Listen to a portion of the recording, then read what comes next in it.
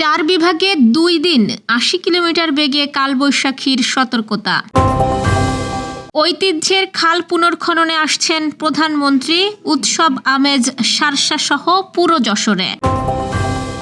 ব্যক্তিগত গাড়ির জন্যও চালু হলো ফুয়েল পাস, আজ থেকেই রেজিস্ট্রেশন।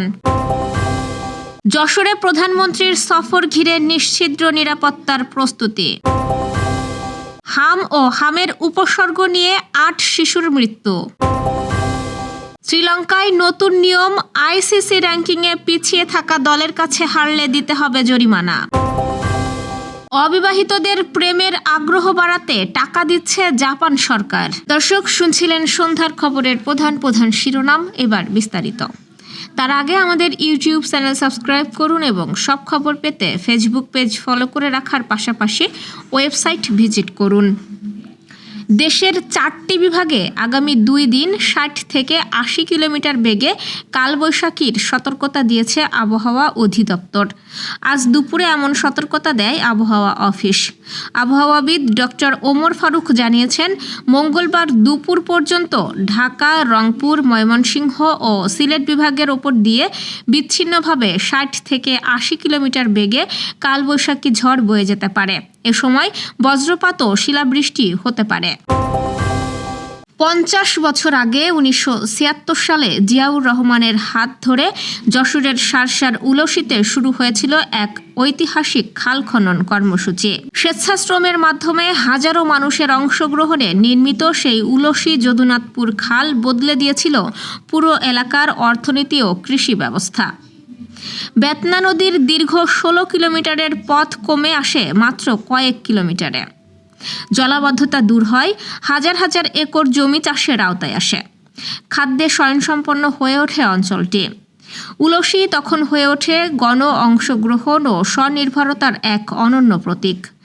কিন্তু সময়ের ব্যবধানে, সংস্কারের অভাবে সেই খাল আজ প্রায় মৃতপ্রায়। হারিয়েছে তার আগের জৌলুস। এবার সেই হারানো ঐতিহ্য ফিরিয়ে আনতে আসছেন তারই উত্তরসূরি তারেক রহমান। আগামীকাল 27 এপ্রিল তিনি উদ্বোধন করবেন উলসি যদুনাথপুর খাল পুনর্খনন কার্যক্রম। স্থানীয়দের আশা, এই উদ্যোগের মাধ্যমে আবারও প্রাণ ফিরে পাবে খাল, জেগে উঠবে কৃষি, বদলে যাবে মানুষের জীবনযাত্রা। সেই স্বপ্ন আশায় এখন শার্শায় উৎসব আমেজ। আসছেন প্রধানমন্ত্রী। জ্বালানি বিতরণে শৃঙ্খলা আনতে ফুয়েল পাস ব্যবস্থার পরিধি আরও বাড়ানো হয়েছে। রোববার থেকে ব্যক্তিগত গাড়িকেও এই ব্যবস্থার আওতায় আনা হয়েছে। প্রাথমিকভাবে ক, খ ও গ সিরিজের ব্যক্তিগত গাড়ির মালিকরা ফুয়েল পাসের রেজিস্ট্রেশন করতে পারবেন। সংশ্লিষ্ট কর্তৃপক্ষ জানাচ্ছে, পর্যায়ক্রমে অন্যান্য সিরিজের গাড়িতেও এই ব্যবস্থার অন্তর্ভুক্ত করা হবে। জ্বালানি মন্ত্রণালয় সূত্রে এসব তথ্য জানানো হয়েছে।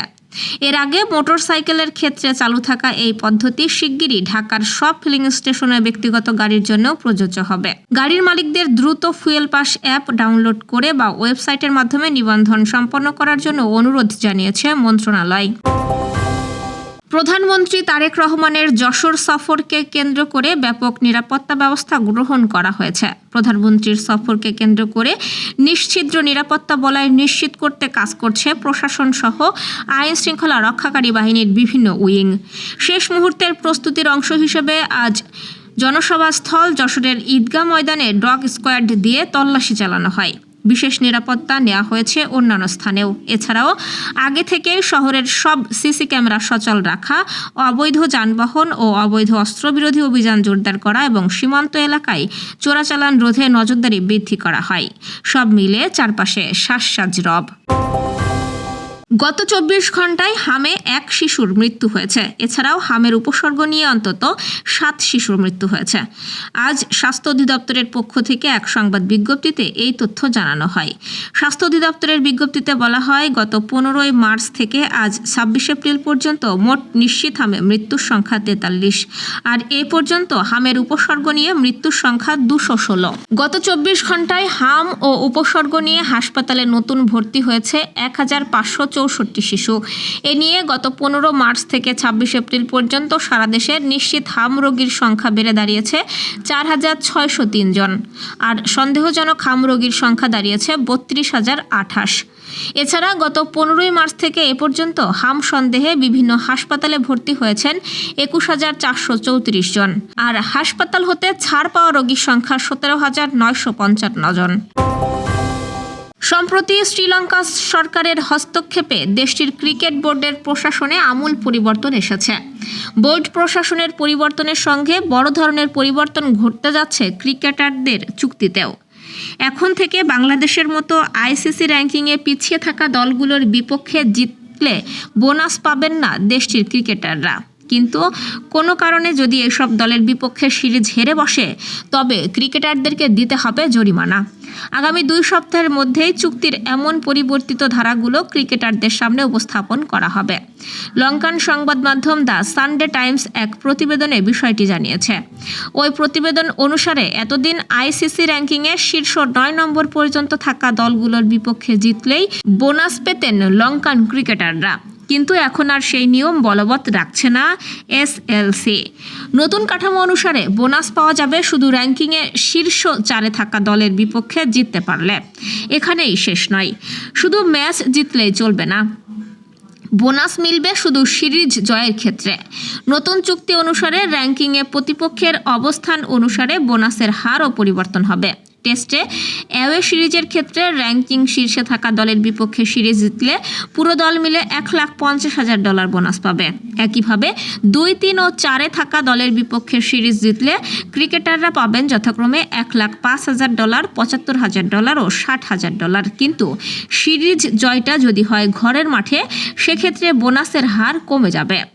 নিজেদের দর্শকের সামনে র্যাঙ্কিংয়ে সবার উপরে থাকা দলকে হারাতে পারলে পুরো দলের ক্রিকেটাররা মিলে পাবেন $1,00,000, আর 2, 3 ও 4 থাকা দলের বিপক্ষে সিরিজ জিতলে সেই পুরস্কারের অর্থ যথাক্রমে $75,000, $50,000 ও $25,000 হবে। টেস্টের মতো ওয়ানডেতেও হোম ও অ্যাওয়ে সিরিজ জয়ের ক্ষেত্রে আলাদা বোনাস কাঠামো করা হয়েছে। তরুণদের প্রেমে উৎসাহ দিতে এবার অভিনব উদ্যোগ নিয়েছে জাপানের একটি অঞ্চল। সেখানে অবিবাহিত তরুণ তরুণীদের প্রেমের মাধ্যমে সঙ্গী খুঁজতে আর্থিক সহায়তা দেওয়া হচ্ছে। যুক্তরাজ্য ভিত্তিক সংবাদ মাধ্যম দ্য ইন্ডিপেন্ডেন্টের এক প্রতিবেদনের বরাতে এমনটাই জানা যায়। জাপানের কোচি প্রিফেকচার কর্তৃপক্ষ জানিয়েছে 20 থেকে 39 বছর বয়সীদের জন্য এই সুবিধা চালু করা হয়েছে। তারা অনুমোদিত পরিচয় ভিত্তিক সঙ্গী খোঁজার মাধ্যমে অংশ নিলে সর্বোচ্চ 20,000 ইয়েন পর্যন্ত অর্থ সহায়তা পেতে পারেন। কর্তৃপক্ষের দাবি, এই অর্থ মূলত সঙ্গী খোঁজার সেবার বার্ষিক খরচের বড় অংশই বহন করবে। পরে অংশগ্রহণকারীদের মতামত নিয়ে যাচাই করা হবে এই উদ্যোগ কতটা কার্যকর হয়েছে। এই পরিকল্পনার অংশ হিসেবে স্থানীয় প্রশাসন জনপ্রিয় সঙ্গী খোঁজার একটি সেবার সঙ্গে কাজ শুরু করেছে। তাদের লক্ষ্য তরুণদের নিরাপদ ও বিশ্বাসযোগ্য উপায়ে সম্পর্ক গড়ে তুলতে উৎসাহ দেওয়া। এক জরিপে দেখা গেছে, সাম্প্রতিক সময়ে জাপানে বিবাহিতদের বড় একটি অংশ অনলাইনে পরিচয়ের মাধ্যমে সঙ্গী পেয়েছেন। কর্মস্থল বা শিক্ষা প্রতিষ্ঠানের চেয়েও এই মাধ্যম এখন বেশি জনপ্রিয় হয়ে উঠছে। এদিকে দেশটিতে জনসংখ্যা হ্রাসের সংকট দিন দিন বাড়ছে। সাম্প্রতিক তথ্য অনুযায়ী 1 বছরে জন্মের তুলনায় মৃত্যুর সংখ্যা প্রায় 10 লাখ বেশি হয়েছে। জন্মহারও ইতিহাসের সর্বনিম্ন পর্যায়ে নেমে এসেছে। এই প্রেক্ষাপটে সরকার আগে থেকেই শিশু যত্ন সেবা বাড়ানো, আবাসন সহায়তা দেওয়া, এমনকি নিজস্ব সঙ্গী খোঁজার সেবা চালুর মতো নানা পদক্ষেপ নিয়েছে। দর্শক, এই ছিল সন্ধ্যার আয়োজন। রাতের খবর দেখার আমন্ত্রণ রইল। এতক্ষণ সাথে থাকার জন্য ধন্যবাদ।